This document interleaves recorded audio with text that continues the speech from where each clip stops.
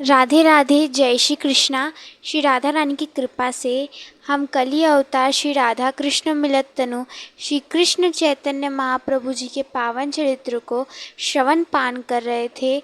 आज श्री कृष्ण चैतन्य महाप्रभु जी के पावन चरित्र का भाग 69 है। जैसे कि हमने अन्य भागों में सुना था, षड गोस्वामियों में से हमने 2 गोस्वामी रूप गोस्वामी जी और सनातन गोस्वामी जी के बारे में सुना था। आज हम रघुनाथ भट्ट गोस्वामी जी के बारे में श्रवण करेंगे। तो जैसे कि हम जानते हैं, रघुनाथ भट्ट गोस्वामी जी तपन मिश्र जी के पुत्र थे। वहाँ बंगाल यात्रा में महाप्रभु जी से वे मिले थे। वहाँ पे महाप्रभु जी ने उन्हें आशीर्वाद दिया था। तो रघुनाथ भट्ट जी भी वृंदावन के धाम में जाते हैं। अब उन्हें श्री महाप्रभु जी ने क्या आज्ञा दी थी? जब वे महाप्रभु जी से कहे कि हे नाथ, मुझे आप क्या आज्ञा देते हैं, आप मुझे कोई आज्ञा दीजिए, तब महाप्रभु जी ने उनसे यही आज्ञा कही थी कि जिस प्रकार मैं गदाधर महाप्रभु जी से कथा श्रवण करता हूँ, भागवत श्रवण करता हूँ, उसी प्रकार वृंदावन में कोई होना चाहिए जो भागवत को करे, भागवत को सुनाए, लोगों के कानों में भागवत जाए, सबका उद्धार हो। तो महाप्रभु जी ने यह कार्य सौंपा कि आप वृंदावन में जाकर श्रीमद् भागवत का पाठ करें, सबको श्रवण कराएं। यह आज्ञा महाप्रभु जी ने रघुनाथ भट्ट गोस्वामी जी को दी थी और अपने गले की तुलसी माल देकर उन्हें आशीर्वाद देके उन्होंने वृंदावन को भेज दिया था। और फिर रघुनाथ भट्ट गोस्वामी जी वृंदावन में जाकर वहाँ पर वे भागवत सुनाते। प्रतिदिन भागवत होती। उन्होंने अपने जीवन भर में भागवत को ही बोला था। वे भागवत ही बोलते थे, वाचते थे। तो वे भागवत कैसे बोला करते थे? उनके भागवत बोलने का इतना सुंदर रूप है, इतना सुंदर रूप कि जब वे अपने तख़्त पे बैठकर भागवत बोला करते थे तो महाराज इतना सुंदर भागवत बोला करते थे, बैठा करते थे, पोथी तो सामने धरी की धरी रह जाती थी और पोथी तो धरी धरी रह जाती थी और आँखों से बस नेत्रों से बहते रहते थे और श्लोकों को ऐसे बोलते थे, अलग अलग राग निकाल कर वे श्लोकों को वाचा करते थे, बोला करते थे। नेत्रों से ऐसे ऐसे ऐसे गंगा यमुना बहती रहती थी और वे जो श्लोक हैं उनको बोला करते थे। सारे जो संत जन हैं, सारे वैष्णव जन हैं, उनकी उस कथा को श्रवण किया करते थे। प्रबोधानंद जी, रूप गोस्वामी जी, सनातन गोस्वामी जी, दास गोस्वामी जी, सारे वैष्णव उनकी उस कथा को श्रवण किया करते थे। उन्होंने आजीवन कथा ही बोली है। और फिर वे अंतिम में हमारी प्यारी जू ने उन्हें अपने निकुंज में बुला लिया। तो जब ये गए थे, जब रघुनाथ भट्ट जी चले गए थे, तो इनका जिस तख़्त पे बैठकर ये कथा बोला करते थे, जो इनको महाप्रभु जी ने तुलसी की माला दी थी और जो इनकी पादुकाएं थी, वो आज भी सुरक्षित रखी हुई हैं। सारे जो भक्त हैं, भक्तजन इनके उस वस्तुओं का दर्शन करते हैं। अब हमने 3 गोसाइयों के बारे में सुन लिया। अब चौथे गोसाई हैं रघुनाथ दास जी। रघुनाथ दास जी के बारे में अब हम श्रवण करेंगे। तो रघुनाथ दास गोस्वामी जी बड़े राजा के पुत्र थे, परंतु इनको गौर के प्रति बहुत आसक्ति थी। इनको गौर से बहुत प्रेम था, लगाव था। तो ये गौर के दर्शन चाहते थे, परंतु 2 बार गौर ने इनको लौटा दिया था। तो इन पर श्री नित्यानंद महाप्रभु जी ने कृपा की। पानीहाटी में इनको गौर के चरण कमलों के दर्शन कराए। तब से ये दर्शन पाए और फिर ये पुरी गए। पुरी में महाप्रभु जी की गंभीरा लीला 18 वर्ष की थी, 18 वर्ष। तो ये जो थे दास गोस्वामी जी, ये 16 वर्ष तक गंभीरा लीला में महाप्रभु जी के रहे और इनकी सेवा की, इनको देखा। तो ये क्यों गए थे महाप्रभु जी के पास? ये महाप्रभु जी से शिक्षा प्राप्त करने गए थे, परंतु महाप्रभु जी की वह स्थिति नहीं थी कि वे शिक्षा प्रदान कर पाए।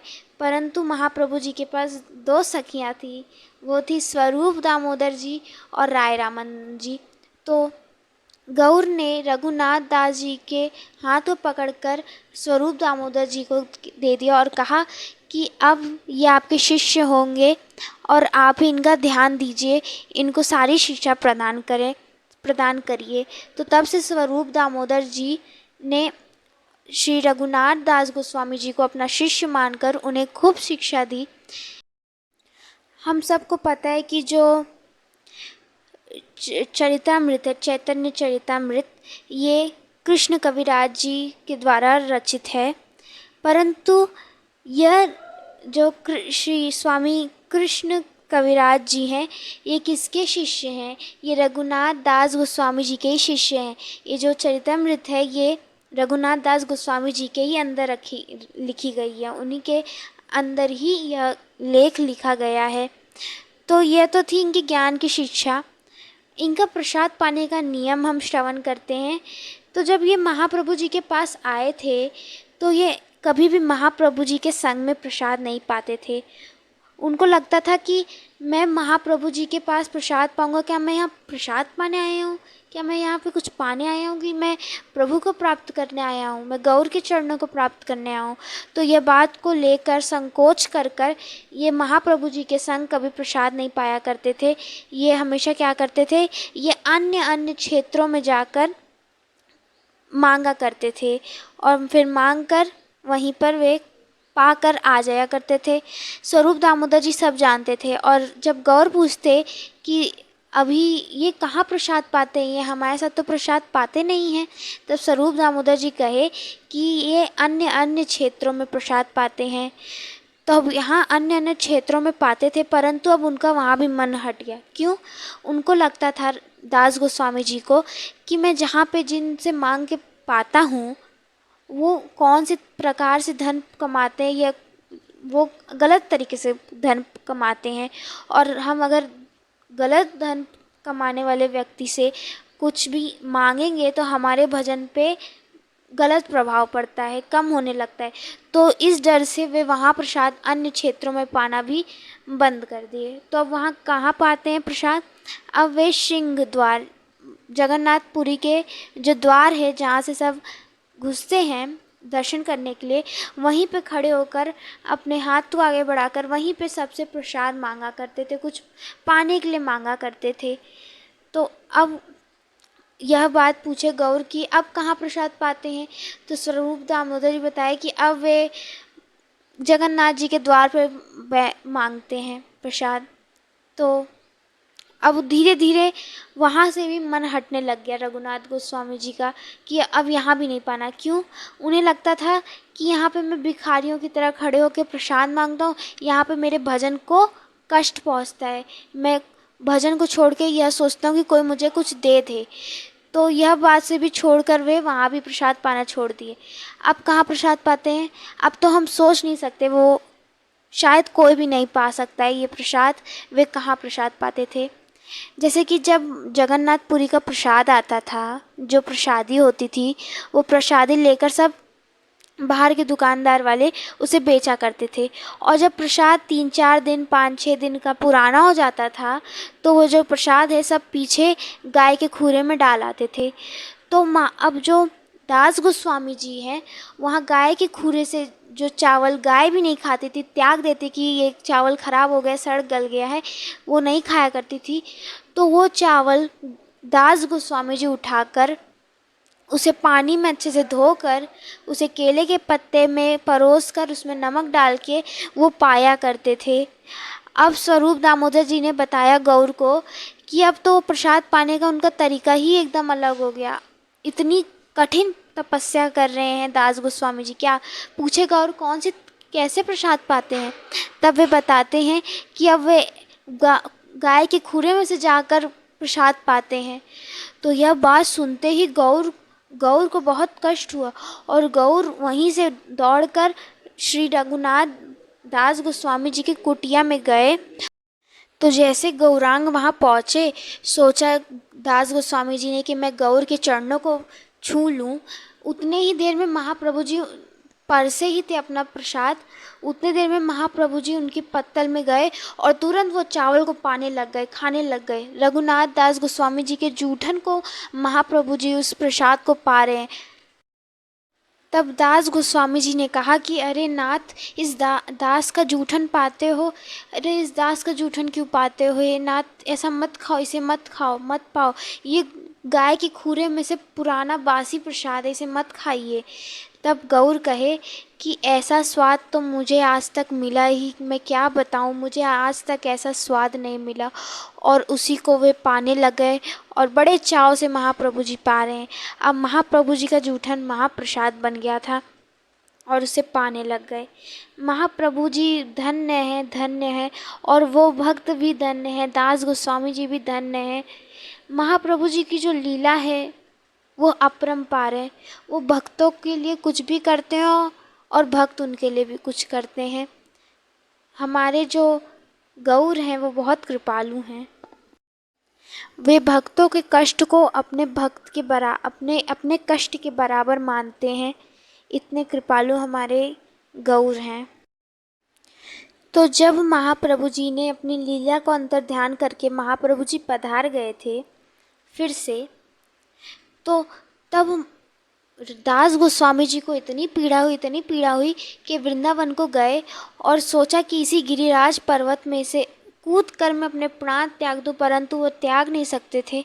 तो वे वहीं पर राधा कुंड में बैठकर सारे संतों के संग, रूप गोस्वामी जी के, सनातन गोस्वामी जी के साथ बैठकर कीर्तन कर रहे थे। हाँ गौर, हाँ कृष्ण, गौर की कथा सुना रहे हैं, श्री जी की कथा सुना रहे हैं, ठाकुर जी की सबकी कथा सुना रहे हैं, और हाँ कृष्ण, हाँ गौर, हाँ लाडली, हाँ प्यारी, ऐसे श्री जी की महिमा गाते गाते गाते गाते वे वहीं राधा कुंड पर अपने प्राण को त्याग देते हैं और श्री निकुंज में चले जाते हैं। आज भी उनकी समाधि राधा कुंड के बगल में है, जो सभी भक्त दर्शन करते हैं। तो ऐसे 4 गोसाई हुए जिनके हमने चरित्र को श्रवण पान किया भी। अब हम सुनेंगे 5वें गोसाई, जो कि हैं श्री गोपाल भट्ट गोस्वामी जी, जिनके बारे में हमने दक्षिण लीला में, जब महाप्रभु जी दक्षिण में गए थे, वहाँ पर हमने सुना था कि महाप्रभु जी गोपाल भट्ट जी के घर की कुटिया में वे 4 माह तक रुके थे और वहीं पर श्री गोपाल भट्ट जी को महाप्रभु जी की चरणामृत मिलती थी और उसी का वे पान करते थे। इस प्रकार तो महाप्रभु जी ने उन पर इतनी कृपा कर दी थी, बहुत कृपा की थी। फिर महाप्रभु जी ने जैसे आदेश दिया था कि जब माता पिता उनके पधार जाएं, श्री वैकुंठ धाम चले जाएं, तो तब वे आकर यहीं पे वृंदावन में आकर भजन करें। तो उसी प्रकार गोपाल भट्ट जी के उस वक्त 20 वर्ष बाद वहाँ पर उनके माता पिता जी वैकुंठवासी हो गए और वे 20 वर्ष बाद श्री वृंदावन धाम को चले गए।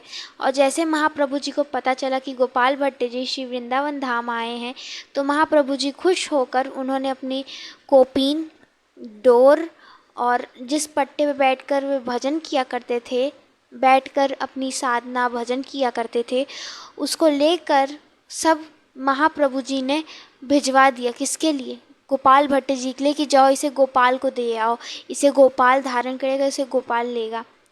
तो यह सारा जो महाप्रभु जी का सामग्री थी, ये सारी 3 सामग्री थी, डोर, कोपीन और पट्टा, जिस पे बैठ के भजन करते थे, वो सारी सामग्रियाँ श्री वृंदावन धाम गई। सारे जो वैष्णव जन थे वे महाप्रभु जी की सामग्री को देख के खूब खुश हुए और तब से गोपाल भट्ट जी उस कोपीन, डोर, पट्टे को पूजा करते थे, अर्चना करते थे।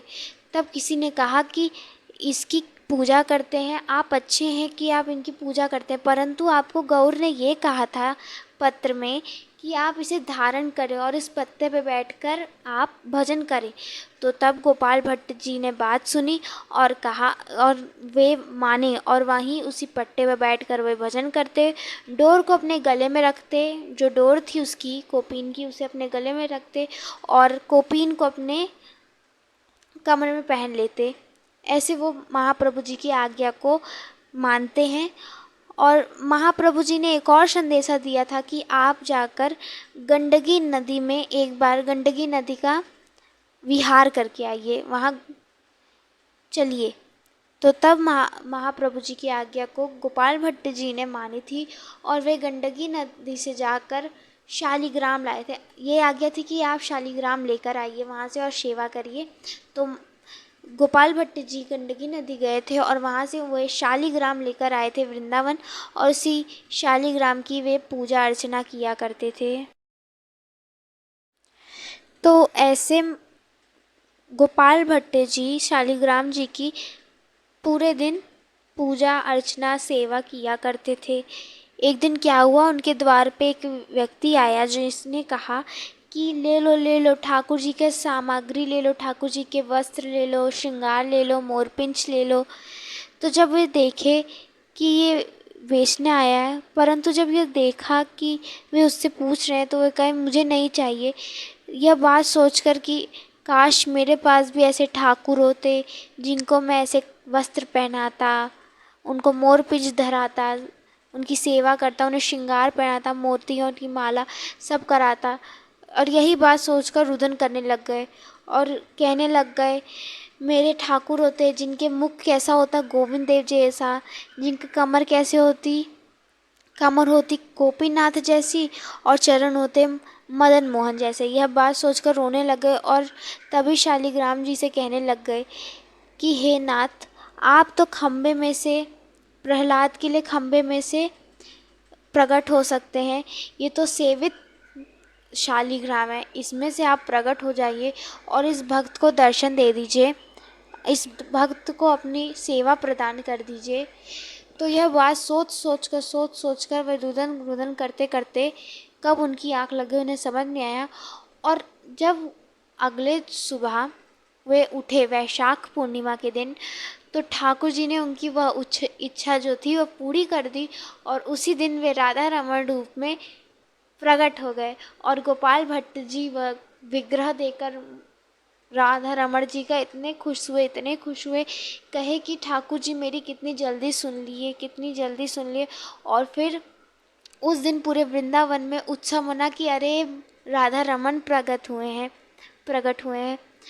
ऐसे खूब खुशियाँ हुई। फिर गोपाल भट्ट जी अपने राधा रमण जी की सेवा करना प्रारंभ कर दिए। तो ऐसे गोपाल भट्ट जी गोस्वामी जी में अब हम सुनेंगे 6 गोसाई, वो हैं जीव गोस्वामी जी। जीव गोस्वामी जी को कब दर्शन हुए थे गौर के? जब वे 3 वर्ष के आयु के थे। रामकेलीग्राम से जब महाप्रभु जी लौट रहे थे तो उसी वक्त उनकी माता श्री ने उनको अपने गोद में लिए दर्शन करा रही थी। और जो जीव गोस्वामी थे वे चाहते थे कि मैं गौर के स्पर्श को प्राप्त कर लूँ। तो तब एक वैष्णव जन ने जीव गोस्वामी जी को लेकर महाप्रभु जी के चरण स्पर्श करवाए थे। तो फिर वहाँ से जीव गोस्वामी जी भी अब प्रभु के भक्त हुए और अब वे वृंदावन में जाकर उन्होंने भी कई रचनाएं की, नाम का प्रचार प्रसार किया। और एक बात है, वे मीराबाई जी से भी मिले थे। मीराबाई जी जीव गोस्वामी जी से मिली थी, क्योंकि मीराबाई जी जब वृंदावन गई थी तब वे हर किसी संती के पास रहती थी। तो उसी प्रकार जीव गोस्वामी जी के पास वे संत के पास रहकर वहाँ पे वे सानिध्य में उनके सत्संग किया करती थी। तो जीव गोस्वामी जी से उन्होंने महाप्रभु जी के बारे में पता चला था और वे गौर के दर्शन करना चाहती थी, परंतु वे कर नहीं पाई क्योंकि महाप्रभु जी तब तक अपनी लीला अंतर ध्यान करके चले गए थे। ऐसे जीव गोस्वामी जी और मीराबाई जी भी मिले थे।